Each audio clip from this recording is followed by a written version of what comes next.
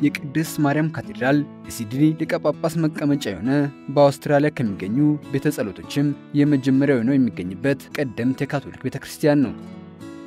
ውድ በሰላም ካቶሊክ ቴሌቪዥን የቤተክርስቲያን ቅኝት ተመልካቾቻችን እንደምሰንብታችኋል። በዛሬው ዓለም አቀፍ የቤተክርስቲያን ቅኝታችን በአውስትራሊያ ከሚገኙት የካቶሊክ አብያተ ክርስቲያናት መካከል የመጀመሪያው ነውን እና በአውስትራሊያ የካቶሊክ እምነት መነሻ እንደሆነ የሚነገርለትን በአውስትራሊያ ከሚገኙ አብያተ ክርስቲያናት መካከል አራተኛው ትልቁ የሆነውን የቅድስት ማርያም ካቴድራልና ንዑስ ባዚሊካ ልናስቃኛችሁ ወደድን። አብራችሁን ቆዩ።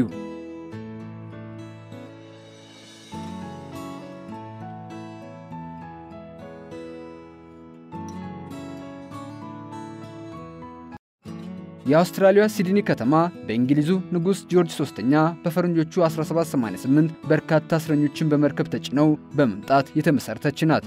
በወቅቱም ለእንግሊዝ ቤተክርስቲያን ቤተጸሎት ተከፍቶ የነበረ ቢሆንም ለካቶሊካውያን ግን ምንም የማምለኪያ ስፍራ አልነበረም።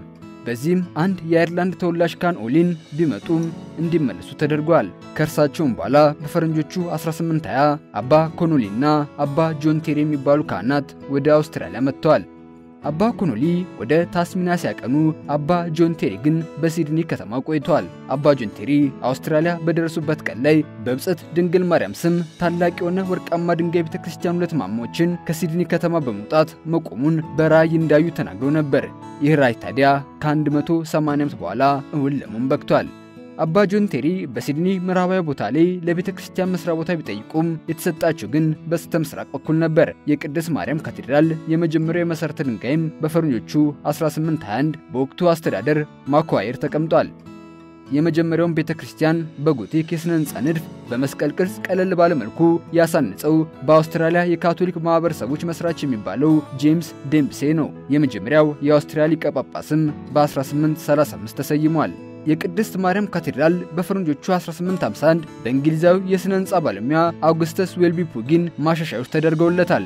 አባ ጆን ቴሪ በፈረንጆቹ 1864 ከዚህ ዓለም ድካም ሲያርፉ አንድ ዓመት በማይሆን ጊዜ ውስጥም በ1865 ቤተክርስቲያኑ በደረሰበት የእሳት አደጋ ወድሟል። የመጀመሪያው የቅድስት ማርያም ቤተክርስቲያን በእሳት አደጋ ከወደመ በኋላ በወቅቱ የነበሩት አባ ማኬኖሬ በአሁኑ ጊዜ የሚታየውን ቤተክርስቲያን ለማሳነጽ እቅድና ገንዘብ ማሰባሰብ ጀመሩ። አባ ማኬኖሬ ቤተክርስቲያኑን ለማሳነጽ ያሰቡት በአውስትራሊያ የመጀመሪያው ሊቀ ጳጳስ በሆኑት ብፁዕ አቡነ ጆን ፖልዲንግ ባወጡት ንድፍ አማካይነት ነበር። ሊቀ ጳጳስ ጆን ፖልዲንግ የመጀመሪያውን ካቴድራል ማሻሻያዎች ላደረገው አውግስተስ ዌልቢ ፑጊን ተማሪና የሲድኒ ዩኒቨርሲቲ የቅዱስ ዮሐንስን ኮሌጅ እንዲሁም በሜልቦርን የሚገኘውን የቅዱስ ፓትሪክ ካቴድራልን ንድፍ ላወጣው ዊሊያም ዋርዴል በሚቻሉ አቅም ሁሉ የአማረ ቤተክርስቲያን እንዲታነጽ የሚነግር ደብዳቤ ጽፈውለት ነበር። የአሁኑ ቤተክርስቲያንም ከመታነጹ በፊት ሁለተኛ ጊዜያዊ የእንጨት ቤተክርስቲያን ታንጾ ነበር። ነገር ግን በፈረንጆቹ 1869 በተነሳ የእሳት አደጋ ወድሟል። ሊቀ ጳጳስ ጆን ፖልዲንግም የአሁኑን ካቴድራል መሰረተ ድንጋይ በፈረንጆቹ 1868 አስቀምጧል። ሊቀ ጳጳሱ ቤተክርስቲያኑ ከትልቅነቱ ባሻገር እንዲሆን ያሰቡት ሰፊ ማዕከላዊ ስፍራ፣ መተላለፊያና 3 ማማዎች እንዲኖሩ ነበር። ሊቀ ጳጳስ ፖልዲንግ ግን በ1877 ከዚህ ዓለም ድካም አረፉ። እርሳቸው ካረፉ ከ5 ዓመት በኋላም ተከታያቸው ሊቀ ጳጳስ ቮን የቤተክርስቲያኑን መሰየም የመጀመሪያ መስዋዕት ቅዳሴ ከማሳረግ በተጨማሪ ደወሎችንም ለመስጠት በቅቷል። እርሳቸውም በ1883 በእንግሊዝ ባሉበት ወቅት ከዚህ ዓለም ድካም አርፈዋል። የቅድስት ማርያም ካቴድራል ሕንጸት ቀጥሎ በፈረንጆቹ 1928 ሊቀ ጳጳስ ኬሊ ለማዕከላዊ ስፍራ የመሰረተ ድንጋዩን አስቀምጠዋል። ሊቀ ጳጳሱ የቤተክርስቲያኑን ማዕከላዊ ስፍራ በጊዜው ለተካሄደው 29ኛው ዓለም አቀፍ የቅዱስ ቁርባን ጉባኤ እንዲደርስ መርቀውታል። የቤተክርስቲያኑ ማማዎችም በመንግስት ድጋፍ የፈረንጆቹ ሚሊኒየምን ተከትሎ ተገንብተዋል።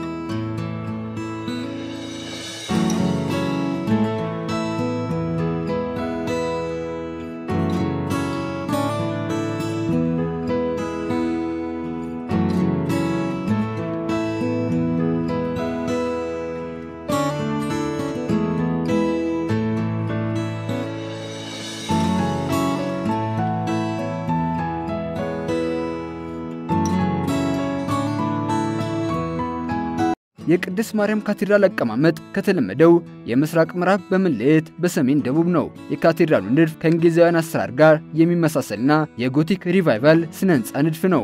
የካቴድራሉ የውስጠኛ ክፍል ፊት ገጽታው ግን ለየት ያለ ነው። የፊት ገጽታው በተለይም ከፈረንሳዩ ኖትርዳም ካቴድራል አንዳንድ አሰራሮችን ሲከተል ከፊት ለፊቱም ሮዝ መስታወት ይታያል። በካቴድራሉም ውስጥ በአጠቃላይ 3 ትላልቅ ሮዝ መስታወቶች ይገኛሉ። የቅድስት ማርያም ካቴድራል ደወሎች የሚገኙበት ማማው 46 ሜትር የሚረዝምና የመስቀል ቅርጽ ያለው ነው። ሌሎቹ ማማዎች 74.6 ርዝማኔ ሲኖራቸው ይህም ካቴድራሉን በአውስትራሊያ ከሚገኙ አብያተ ክርስቲያናት አራተኛው ትልቁ ያደርገዋል። የቅድስት ማርያም ካቴድራል ደወሎች በአውስትራሊያ ታሪክ ውስጥ የመጀመሪያዎቹ ደወሎች ናቸው። በዚህም የመጀመሪያዎቹ 8 ደወሎች በፈረንጆቹ 1843 ሲድኒ ከመጡ በኋላ ለመጀመሪያ ጊዜ በፈረንጆቹ 1844 አዲስ ዓመት ላይ ተደውሏል። በዚህም በአውስትራሊያ ታሪክ የተደወሉ የመጀመሪያዎቹ ለመሆን ችለዋል። ደወሎቹ ካቴድራሉ በ1860ዎቹ ውስጥ በእሳት አደጋ ሲወድም የተረፉ ቢሆንም አዲስ ካቴድራል ሲታነጽ በ1880ዎቹ ውስጥ ተቀይረዋል። እነዚህም ከአንድ ክፍለ ዘመን በኋላ በአዳዲስ ደወሎች ተተክተዋል። የቅድስት ማርያም ካቴድራል የውስጥ ክፍል ትልቅ የማዕከል ስፍራና መተላለፊያዎችም ያሉት ነው። የውስጡ ክፍል በተለይም በወርቃማ ያሸዋ ድንጋይ የታነጸ በመሆኑ ለቤተ ክርስቲያኑ የወርቃማ ቀለም ሰጥቶታል። የአውስትራሊያ ፀሐይም ደማቅነት ያለው በመሆኑ የካቴድራሉ ግድግዳዎችና መስታወቶች ይህን እንዲያንጸባርቁ በመታሰብ የተሰሩ ናቸው። በቤተ ክርስቲያኑ ውስጥ የበርካታ ቅዱሳን ሐውልቶች ተቀርጾ ይታያል። በውስጡ 2 ትላልቅ እንዲሁም ሌሎች 2 ትናንሽ ቤተ ጸሎቶች ይገኛሉ። ትልልቆቹ የቅዱስ ልብና የአየርላንድ ቅዱሳን ቤተ ጸሎት ናቸው። በቅድስት ማርያም ካቴድራል ውስጥ ወደ 40 የሚደርሱ የተዋቡ መስታወቶች ሲገኙ እነዚህም በ50 ዓመታት ውስጥ ተሰርቶ የተጠናቀቁ እንደሆነ ይነገራል። ከነዚህም የተዋቡ መስታወቶች መካከል የሰው ልጅ ውድቀት የሚያመላክት ጌታችን ኢየሱስ ክርስቶስና ድንግል ማርያም በገነት ሆነው እመቤታችን ስትማልደው የሚያሳዩትን መጥቀስ ይቻላል። ሌሎች የተዋቡ መስታወቶች የመቁጠሪያ ጸሎት ምስጢርን፣ የኢየሱስ ክርስቶስ ልደትና የልጅነት ጊዜን እንዲሁም የቅዱሳን ሕይወትን የሚያመላክቱ ናቸው። በቅድስት ማርያም ካቴድራል ውስጥ ሌሎች በርካታ የሥነ ጥበብ ውጤት የሆኑ ንዋየ ቅዱሳት ይገኛሉ።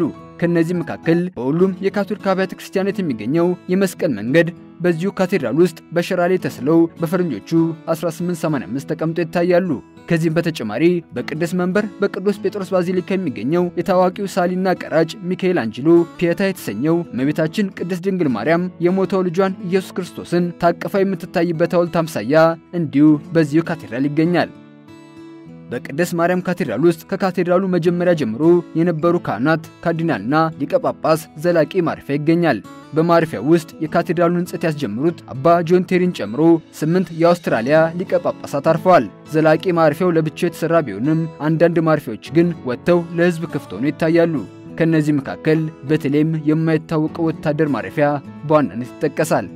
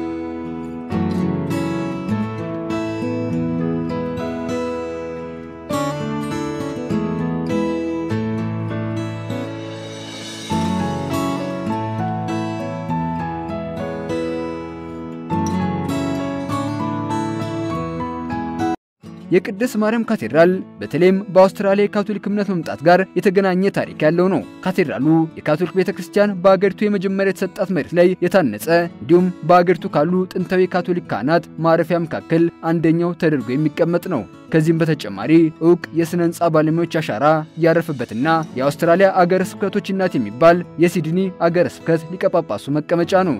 የቅድስት ማርያም ካቴድራል በአገሪቱ የካቶሊክ እምነት እንዲስፋፋ እገዛ ያደረጉትና የካቴድራሉን ሕንጸት ያስጀመሩት እነ አባ ጆን ጆሴፍ ቴሪ እንዲሁም ከወቅቱ የመንግስት አመራር አካላት ጋር የተገናኘ ታሪክ ያለው በመሆኑም ከቤተ ክርስቲያንነት በተጨማሪ በአገሪቱ የካቶሊክ ታሪክ የተጻፈበት ነው ማለት ይቻላል።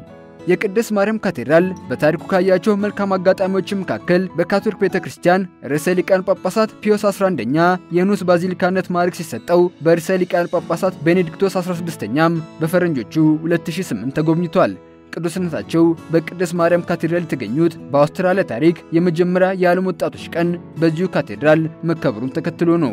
ከዚህም በተጨማሪ የካቶሊክ ቤተክርስቲያን ርዕሰ ሊቃነ ጳጳሳት ፍራንቺስኮስ ከዚህ ዓለም ድካም ማረፍን ተከትሎ በዚሁ ካቴድራል ነው ጸሎት የተደረገላቸው።